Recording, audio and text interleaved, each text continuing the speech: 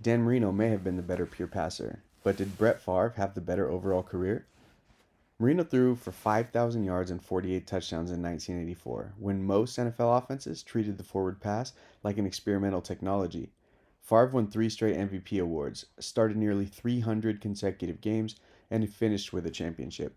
One quarterback represents precision, the other represents production, durability, and controlled chaos. Well, mostly controlled. Today, we are comparing Brett Favre and Dan Marino across the same 6 categories: production, peak, accolades, team success, longevity, and legacy. 6 categories, 6 checks, no ring counting shortcuts. Evidence over emotion. Let's settle it. Marino entered the NFL in 1983 and almost immediately changed the NFL with the numbers he was producing. Favre became Green Bay's starter in 1992 and helped transform the Packers from a historic franchise living mostly on old photographs into a championship contender again. Marino was the cleaner technician. Favre was the improviser who could turn a broken play into either a touchdown or a public service announcement about decision making. Different styles, different eras, but enough setup. Let's check the scoreboard. Category 1, production.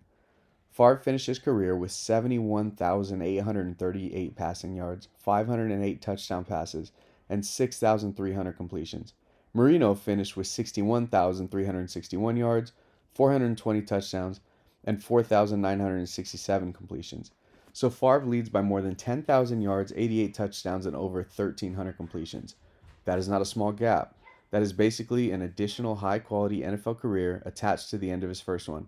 Favre also recorded 18 consecutive seasons with at least 3,000 passing yards. But Marino's argument is efficiency.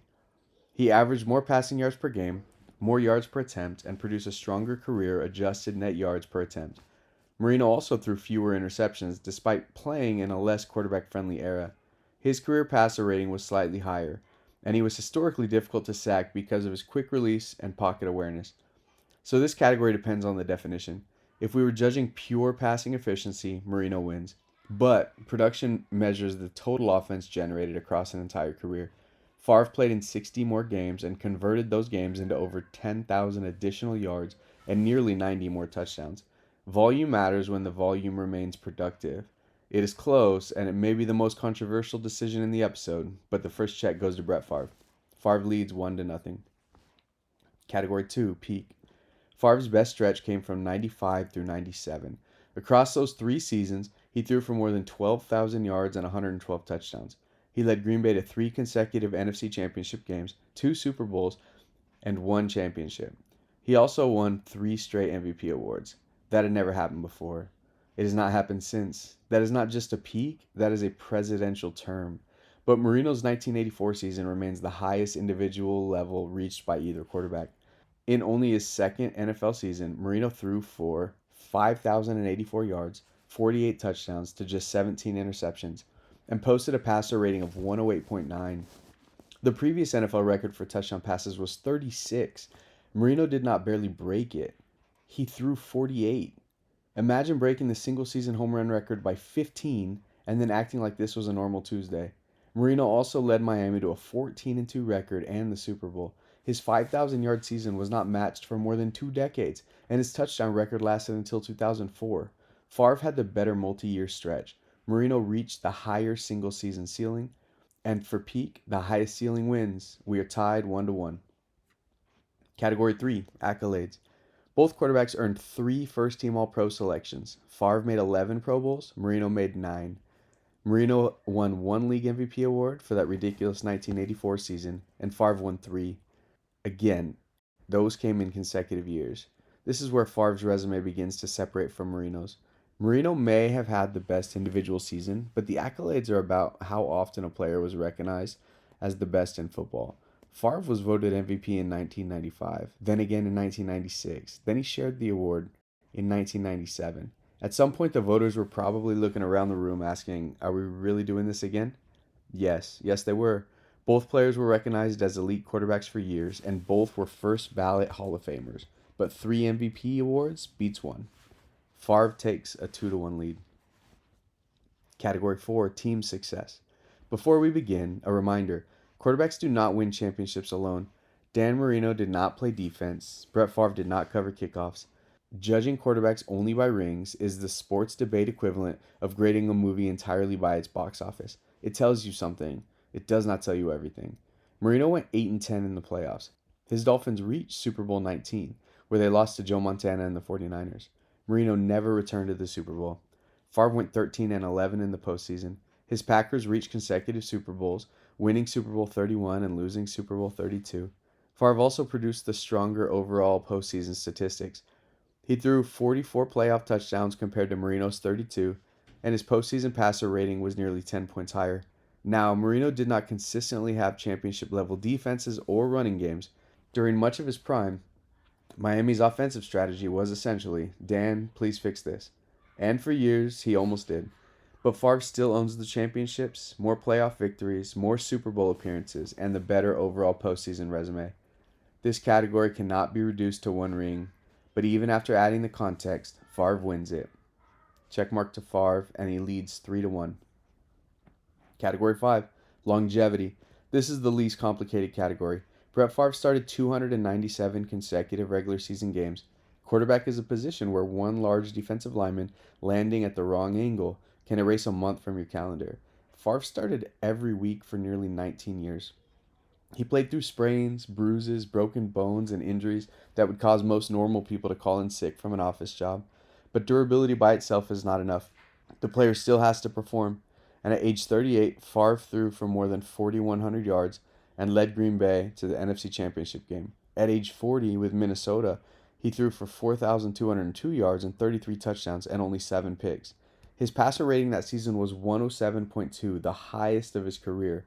That season remains one of the greatest performances ever by a quarterback in his 40s. Marino played 17 seasons and successfully returned from a torn Achilles tendon in 1993.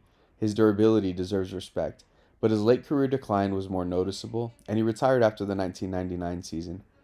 Favre played 3 seasons more, 60 more games, and remained capable of elite quarterback play at age 40. His judgment occasionally missed a start, but his body almost never did. Favre has clinched the comparison with a 4-1 lead, but legacy still matters. Chapter 6, Legacy. Brett Favre became the defining gunslinger of his generation. He helped revive the Packers, brought the Lombardi Trophy back to Green Bay, and made improvisation part of his identity. He played quarterback like every snap contained a reasonable plan, an unreasonable backup plan, and one option that should probably have required adult supervision. Favre also helped reshape expectations for durability. Quarterbacks were not supposed to absorb that much punishment for that many years while continuing to play at a high level. But Marino's influence on the position was even greater. His release was lightning fast. His pocket movement was subtle.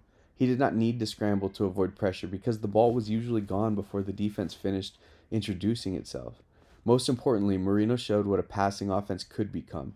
In 1984, he threw 48 touchdowns at a time when no other quarterback had ever reached 40. When Marino retired, he held the major career records for completions, passing yards, and touchdown passes. Many of those records were eventually broken, but Marino was the one who moved the target. He became the permanent answer to one of football's most important questions. Can a quarterback be one of the greatest ever without winning a championship? Obviously, yes. Marino's career forced fans to separate individual greatness from team accomplishments. Favre became an icon.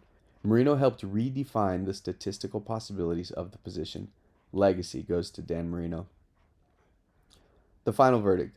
Production, Favre. Peak, Marino. Accolades, team success, and longevity to Favre, and legacy to Marino. Final score, Brett Favre 4, Dan Marino 2. Brett Favre wins the overall career comparison, but the score needs context. Marino was the more efficient passer. He reached the higher individual peak, and if both quarterbacks were placed in identical offenses with identical teammates, there's a strong argument that Marino would operate the cleaner and more consistent passing attack. But this comparison is not only about throwing mechanics or efficiency, it's about the entire career. Favre produced more total offense, he won 3 MVP awards, he had greater postseason success, and he remained productive for longer than almost any quarterback in league history. Marino wins the argument about pure passing brilliance, Favre wins the 6-category resume. And that distinction is the entire debate. The numbers tell part of the story, the context tells the rest. Production decided this matchup. Should career production reward Favre's enormous volume, or should Marino's superior efficiency and era-adjusted performance earn him the check? Let me know below. And tell me which comparison we should do next: Brett Favre versus John Elway, or Dan Marino versus Aaron Rodgers? Until next time, evidence over emotion, one category at a time.